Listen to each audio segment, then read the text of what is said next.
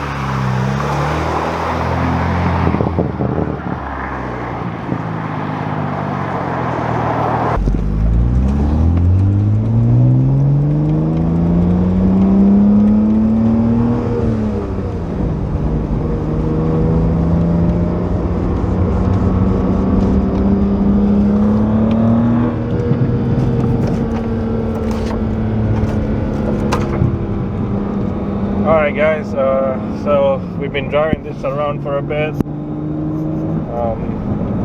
Car is pretty stable and it drives really smooth. I thought it'll be rough because I have poly mounts on the engine and you know the complete rear, like almost all of the bushings I have replaced with poly bushings. So I thought it'll be a bit rough, but surprisingly it's not that rough at all. And with the coilovers, the car is stable and solid. That's what I can say. I mean, it's smooth, but it's not bouncy. You know, it's comfortable, but it's not harsh. And let's talk about the engine. So I'm not sure if I put the video out on me replacing the fuel injectors. But however, once I did replace the fuel injectors with Index 12, the car is really smooth. There's no misfire. I'm running stage 1 on MHD because I still have the stock intercooler. I had to keep the stock intercooler to pass the ref because I had to keep everything stock. So I'm running only stage 1 and I might just do 1 plus, you know, just for the shits and giggles. I got the burbles on because it's fun. Alright, that's enough about that, and let's talk about the car. So let's talk about the engine. So since I'm running MHD, I set the rev, the idle rev limit at 800 because I kind of did feel some hesitance when I did not set a hard rev limit for idling. It was fluctuating between 650 and 700, 750 sometimes, and it's a bit rough. But once I did set it up at 800, it idles smooth. It's every startup, there's no jerkiness whatsoever, and yeah, so that was great. I got no check engine lights, but so far I do have the 3 graded lights. If you want to check it out, so the brake, ABS, and the traction control. So basically I don't have traction control in the car at the moment. It is due to not having the front 2 ABS sensors sending the signals. So I don't have an ABS sensor in hand, but basically what it is I have to use the E90 ABS sensor in the front, but I have E46 hubs and they do not fit properly in them. So the design of it is different, so I cannot use the E46 ABS sensor because it will not send the right signals and the ECU will not detect it. So that's that. I had to figure out a way, but since I believe I have a LSD in the back, I haven't had any issues with traction unless I basically floor it like this. So that's basically the only time, but it still tries to keep it straight. Other than that, I've been monitoring my gauges and I've been driving around for a good hour. The oil temp is pretty stable. The water temperature is fine as well. There's no leaks so far, since I did replace the what do you call it, the oil separator as well.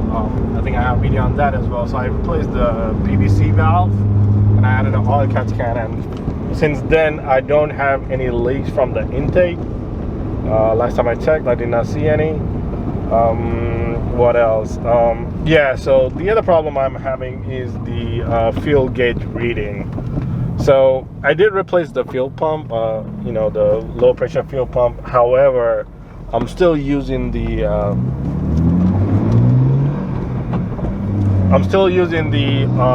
fuel level sensor from E46, and I'm not sure if it's reading properly.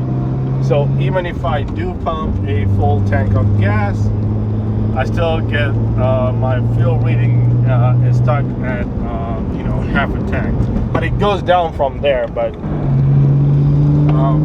so every time I pump a full tank, it stops at, you know, on the gauges it'll show only half a tank, but you know, from there it works. So I'm assuming it's the calibration, or what I'm gonna do is at some point I'm gonna try using the E90 sensors and see if it makes a difference. Creature comfort, the AC works fine, but there's some issues with it. So what I did was I did pull a full-on vacuum on it, and then refilled it with gas. I did it myself. I did not take it to a shop, so I kind of, you know, followed the instruction. I made sure I had all 3 gauges, and you know, I thought I did it properly. Anyway, so the problem I'm having is it's cold. It blows cold for a good while, and then it starts blowing warm air, and it's intermittent. So that's one of the issues. You got it? Yeah. So what else? Brakes are actually pretty good. I mean, it's quite responsive, and the car stops very well. I don't have the sponginess. It's pretty firm compared to my GTI. It's pretty firm, the brake itself, and the clutch feels good, but clutch is a bit on the heavy side.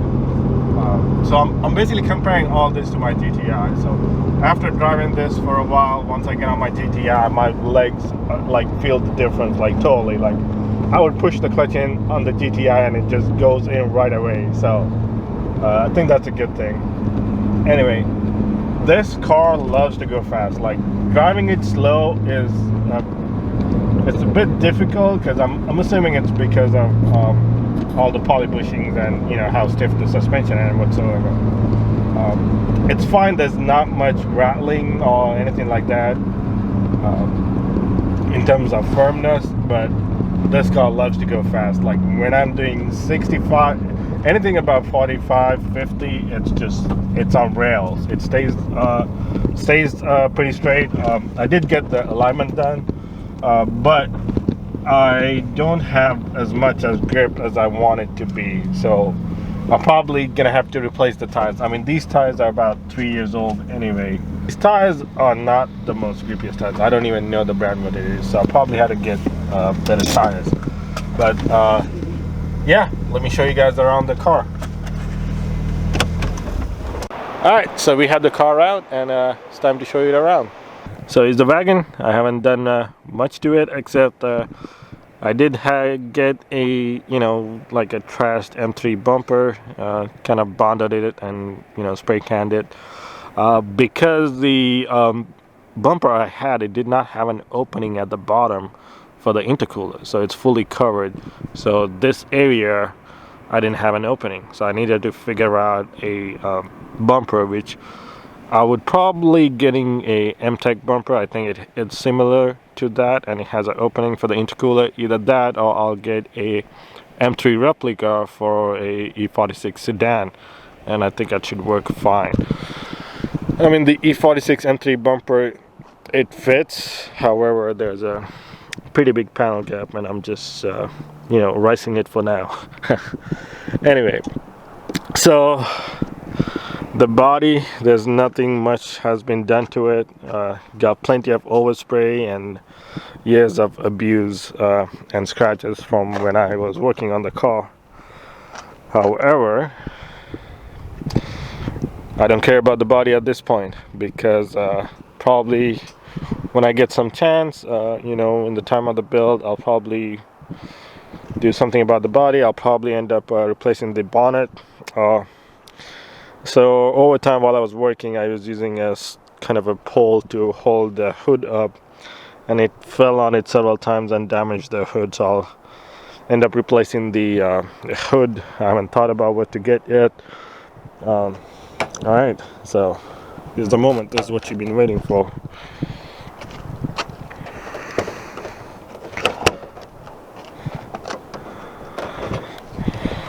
Ta-da! So you've seen it many times throughout the video. So, you know, the only additions I've done are probably the strap brace, or whatever you call it. So I got one.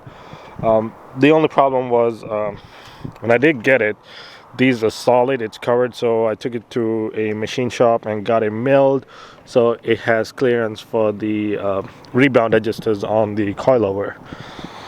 So I did that on both ends.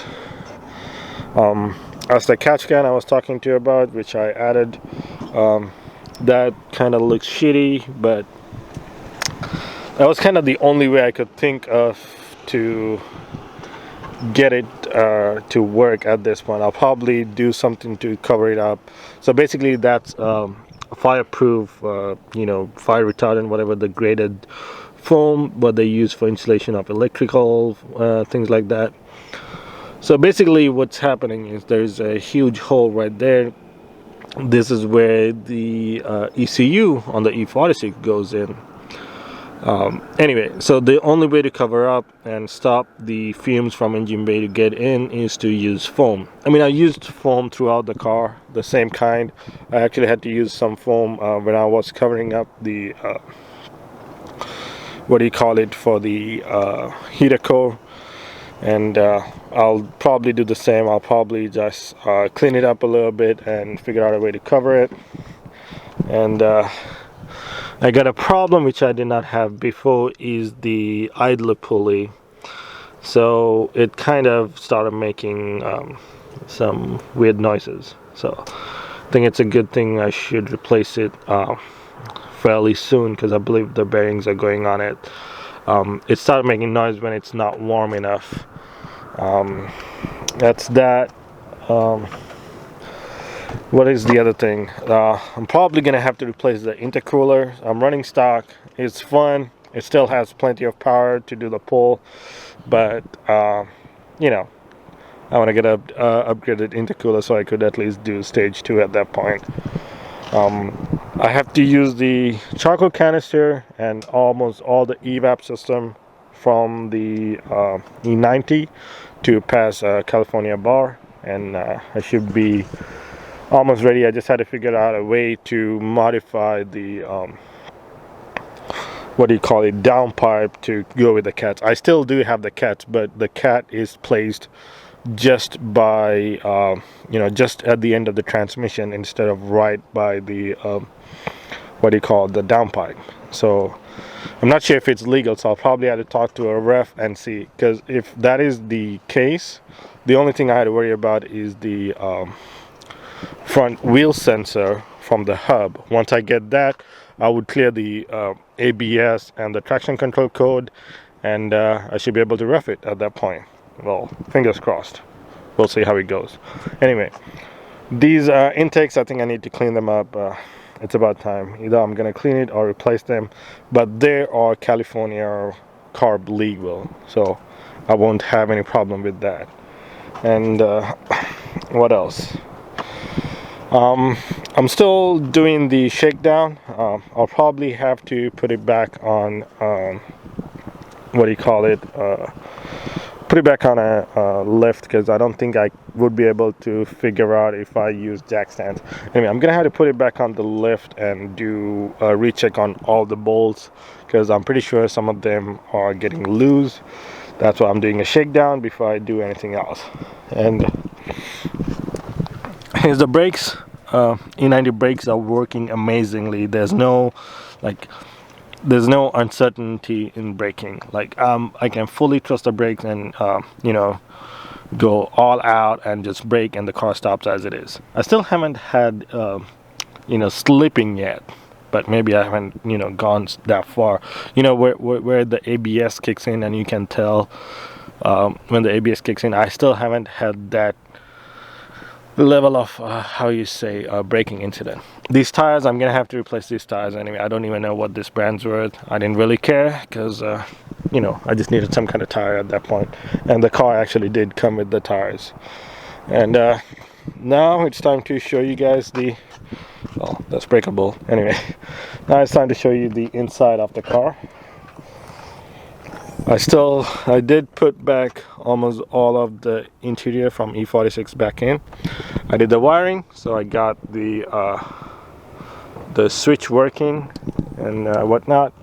I got most of the lights working on the interior, so if you can see, they all work. It's all running off of the E90 wiring harness. So I replaced all of the body harness with the E90, so there's nothing from E46 except for the main power cable, which runs from the battery to the front of the engine. So here's the back seat, and here's the window switch. So I'm using the E90 switch because the E90 window switch is a 3-pin, wherein the E46 is 4-pin. But it uses only 3-pin, so I had to figure out, I have to take a voltmeter and figure out where and which voltage and whatnot. That way I can use the E46 switch without an issue. But for right now, to do the shakedown, I don't really care about it. The windows work, so that's that. E46 rear seats are back in. There's no issues whatsoever. I got the carpet, and that's the E90 center console. And let's go to the front. So here's the front. I'm missing that trim piece, don't worry about it. Same thing, E90 window switch, E90 passenger and driver seat. I'm even using the flow subwoofer from E90. So when I did the carpeting, I basically cut it. I'm not sure if I have a video of it. If I do have it, I'll throw it on at some point. And here's the E90 dash. It seems like it's made for it. It looks pretty cool. People get confused when they look at it inside. When I did take it to Cars and Coffee, they were like confused, like, what am I looking at? Anyway, so I had to cut the edge, and I basically made a cover out of the same Alcantara material I used for the roof lining, and it worked out pretty great. And basically here's the roof liner, and if you can't see it, it's pretty dark. Anyway, I did a full-on Alcantara on the Alcantara, whatever. I can't say it. So I did a full-on Alcantara on the roof, and that works fine. Basically, this is the E90 top console thing. There's a problem with this. My sunroof does not work yet. It's because on the E46, the computer for the sunroof is on the motor. On the E90, it's by the switch, and I cannot put the switch panel on if I have the E46 motor. So I'm like, I don't really care about the sunroof, I don't need it, so I put the switch panel. So now I got all the lighting and things working off of the door and whatnot. I even got the rain sensor. I believe that's what it is. I'm not sure if it works yet because we haven't had rain, but you know, it's there. So here's a dash.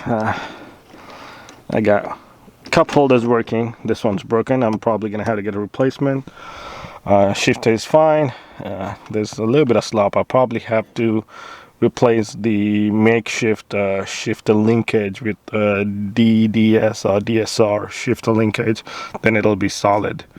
I got this working. I had to figure out a way to put this cover in because the only issue I have is it keeps hitting the handbrake, because I'm still using the E46 handbrake, but it works fine. And it's push start, so That's all good. So basically, since I'm using everything from E90, it works as intended. I mean, I'm surprised myself that most of these things worked that well.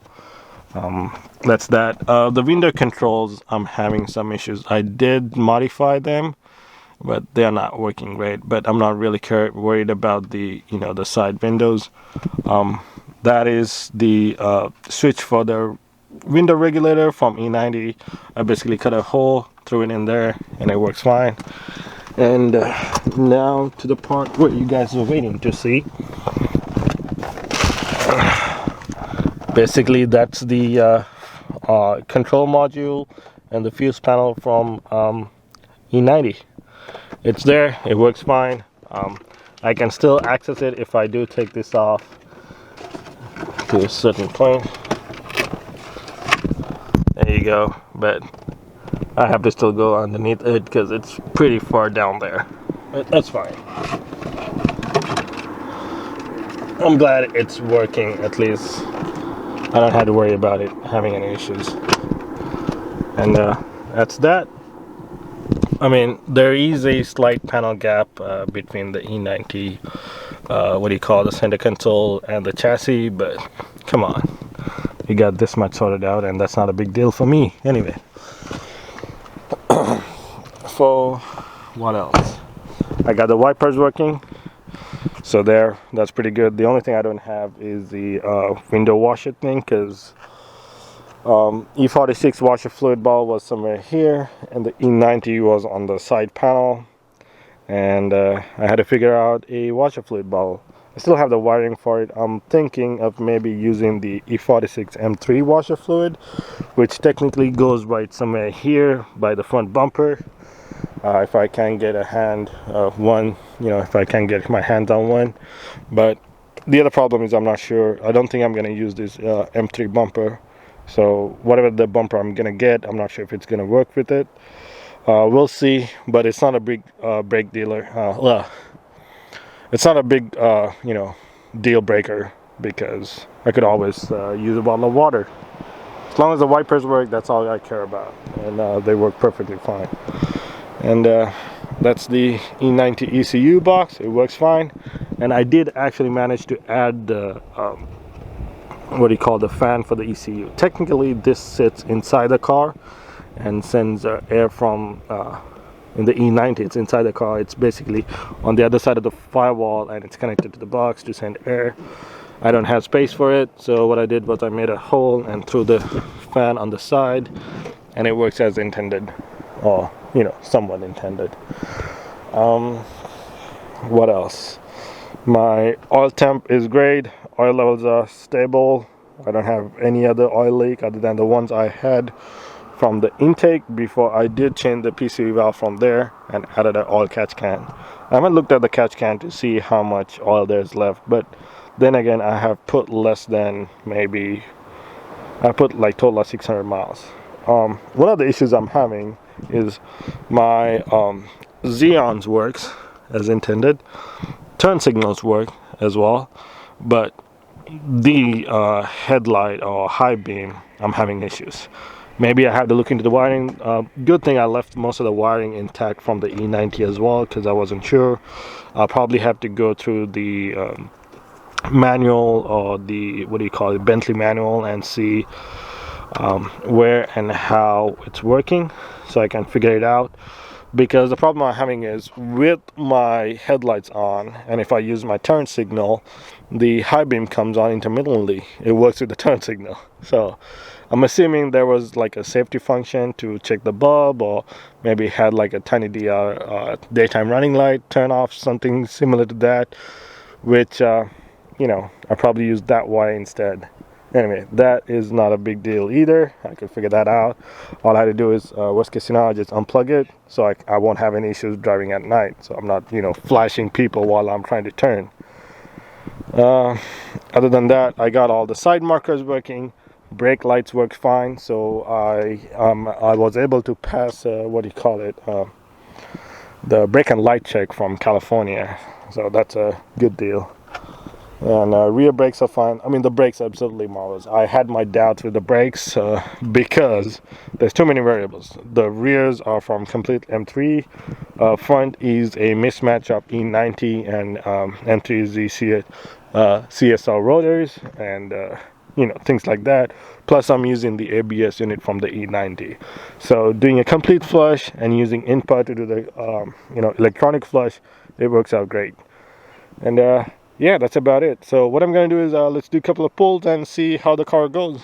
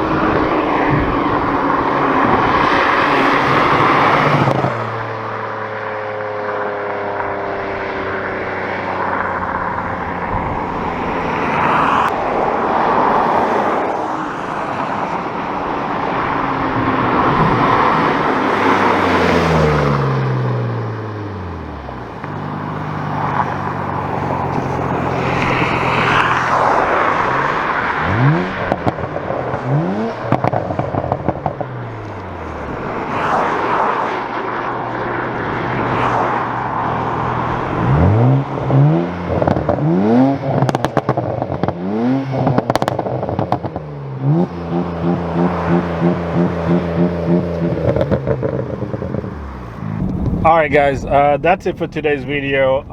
The car drives fine, it's smooth, I don't see any hiccups, so I'm glad with that. But I want to do this shakedown and see if there's any nut and bolts loose, and probably I'll get to it soon. Just because the car is driving, don't think I'm done with the build.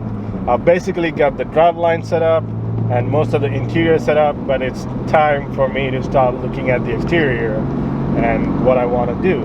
I mean, I have some plans, but you know, we'll see how it goes in the future. However, that being said, I want to get the baseline of this car. So when I did go to the event, the Tuner Elite event, I saw them doing drag, and I think this car would be great at that, or at least would be able to handle it. So what I'm planning to do is take the car to the drag strip at Big SoCal Euro, which is coming up in a week. If I do get this video out before the event, come check out the car. I'll have it there, and if you have any questions, I'll be glad to answer them. And but I am trying to see if I can throw this car on the drag strip and get some baselines and see how it performs before I do any, you know, basically bolt-ons and start tuning the car up to my potential 400 horsepower target. So yeah, like if I have this video out by then I'll see you guys at Big SoCal Euro. And if I do put the car on the drag strip, hopefully maybe the next video or the video after that, I'll have the numbers and, you know, how it performs. I'm not sure. I'm still not sure. Since I built it, I want to do the shakedown and double check and triple check like everything is, you know, in pristine condition. None of the bolts came loose or things like that. Something did not happen before I put it on the drag strip. That being said, thank you for watching. If you haven't subscribed, make sure you hit the subscribe button. If you have any questions, comment, like, and yeah, that's about it. Keep breaking bolts. Peace.